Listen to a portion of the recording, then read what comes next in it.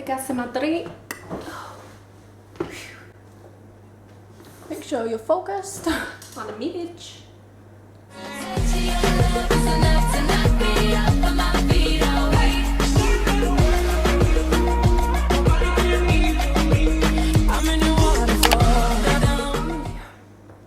So, today's video then is how to stay motivated for the gym. Okay, so the first point that I have then is to stop comparing yourself to other people. Now, this is a big one for me because I used to always like go on Instagram and be like, oh, I want to look like her, or, you know, save pictures of really good looking girls that are like slim with a big bum, and then I'd be like really depressed about my own self then, and I was like, I'm never gonna look like that. They ask you how you are, you just have to say that you're fine when you're not. But realistically, a lot of the Instagram models are fake, as real as they might pretend to be. 9 times out of 10 they are fake. They have had some sort of plastic surgery done. As soon as you get into that mindset, you're just automatically putting yourself down. If anything, it'll probably make you run to your kitchen and comfort eat. So that's going to take you even further away from your goal, and that is the last thing that you need. Number 2 then is, it's going to sound really weird and probably really stupid, but this is a big thing for me. Like, just work out. Just do one workout. If your main area of you know, insecurity is your stomach, do an ab workout. If your main area of insecurity is your arms, do an arm workout. If your main insecurity is your legs, do a leg workout. And you'll find that usually you will feel more motivated the next day when you feel like the soreness, or you feel like accomplished because you've done something, and that is helping you achieve your goal faster. So to get yourself into that headspace of working out, just do a 5-10 minute workout. It doesn't have to be anything long, but it's just the point that you're making to yourself that you can do it. I know when I first started out, I used to do like little ab workouts from YouTube that were maybe like 5 minutes long, and that in itself would motivate me because I'd wake up the next day sore and I'd think, oh wow, I've actually done something like in the way of my goal. And then I'd find that that day after I'd done the workout, I was really good with my eating, and you know, I had it in my mind that, oh well, I've done a workout, so I need to really focus on being healthy, I need to focus on eating right. And then gradually you'll realise that the days as they go on, you will get better, and it will be easier for you to stay on track.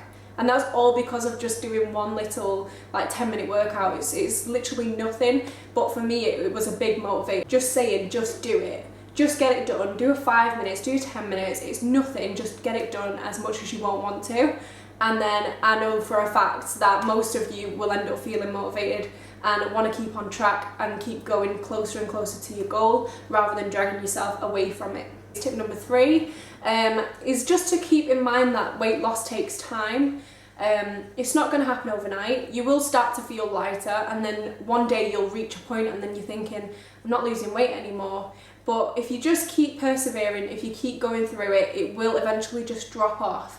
That is exactly what happened for me, and I started to feel really unmotivated, and I really started to, you know, just think, what am I even doing this for when I'm not gaining anything from it? And one day I woke up and literally all the weight just dropped off me. I was like, oh my gosh, like, this is insane. So just keep in mind that it isn't going to happen overnight, and your weight will fluctuate. And this leads me on to tip number 4, which is do not weigh yourself. If you want to weigh yourself every month, then that's fine. But from week to week, or even day to day, your weight tends to fluctuate due to water weight, due to losing water weight, due to bloating, you know, whether you've eaten food or whether you haven't eaten yet.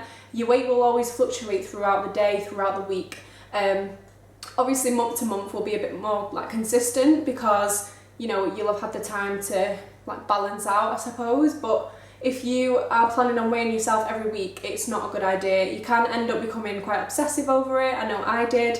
This is just obviously my opinion, and hopefully it does help you out, but as far as I'm concerned, I'm going to say to avoid the weighing scales. There is an alternative, however.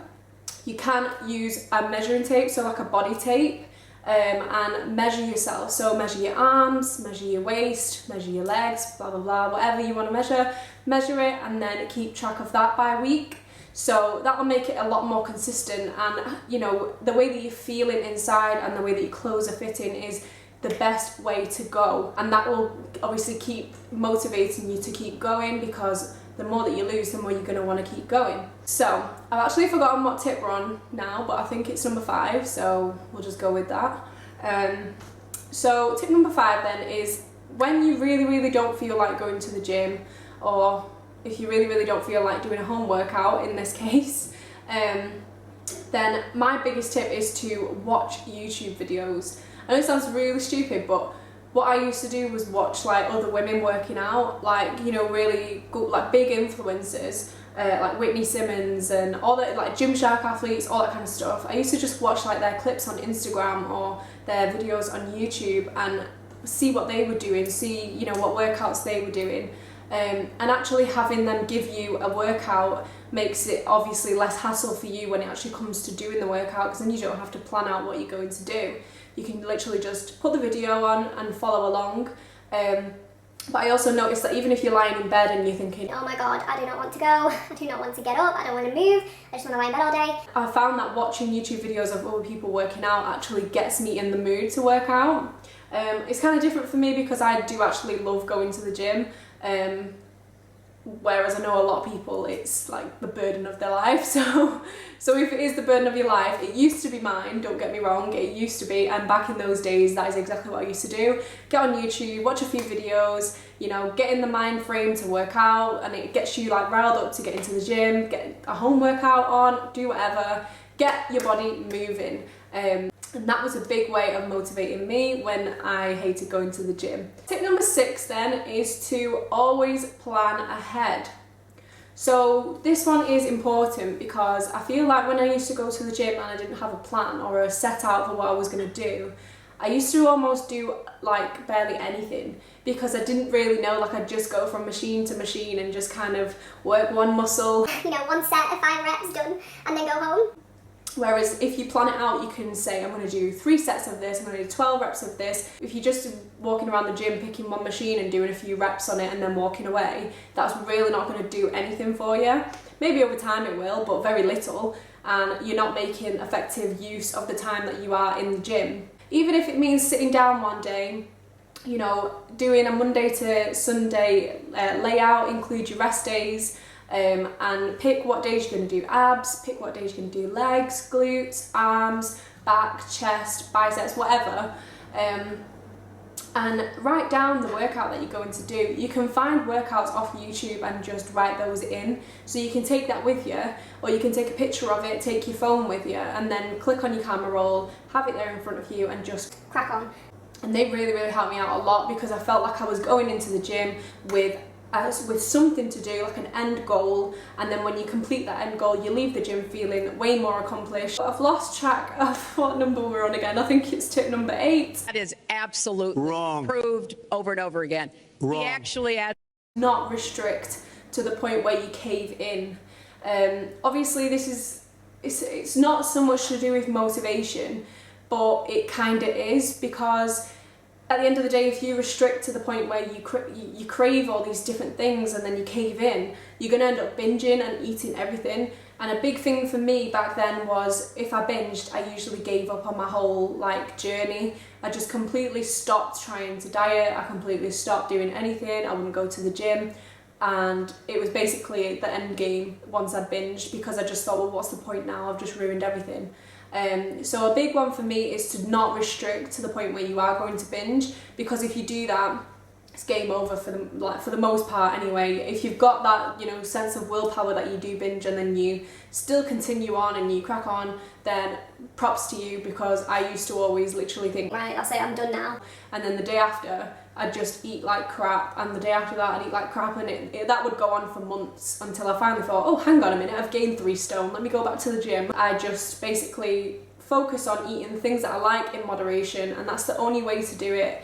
I know moderation isn't great, because you think, well, I want a whole chocolate bar, not half of one. I know that can be difficult, but what you've got to remember is, you know, food shouldn't be there for pleasure at this point in time. Like, if you are really serious about losing weight, then you need to just take the feelings out of it. You need to really remove the thought process and the heartache behind losing the foods that you love, and just remember that you know, if you want that cookie, if you want a brownie, then do have it, but do remember the potential of eating that cookie is that you will eat 5 more or 10 more. Don't be like ridiculous in your calorie deficit, otherwise you will end up caving in. I've always said to do a calorie deficit in moderation, do a deficit of maybe 100 calories at a time, and then decrease it when you reach a plateau, when you're not losing any more weight, and then continue like that. So final thing then, it's not really a tip, but I do just want to say, just do it. Like, even though you might wake up and you might think, oh, I'm not going today, just count to 3 and say, I'm doing it, and just go. Get up, do what you need to do, get it out of the way, and I promise you, you'll feel better for it. Like, take the feelings out of it, stop thinking, oh my gosh, I don't want to do it, oh my god, I can't be bothered, oh my god this, oh my god that. Just do it. That concludes the video for today then. Hopefully you enjoyed, hopefully this helps you out and helps you to stay motivated in these difficult times. If you did enjoy the video, then please leave a like and subscribe, and I will also leave my Instagram in the description box below for you to check out and follow me on that. So I'll see you in the next video then. Bye!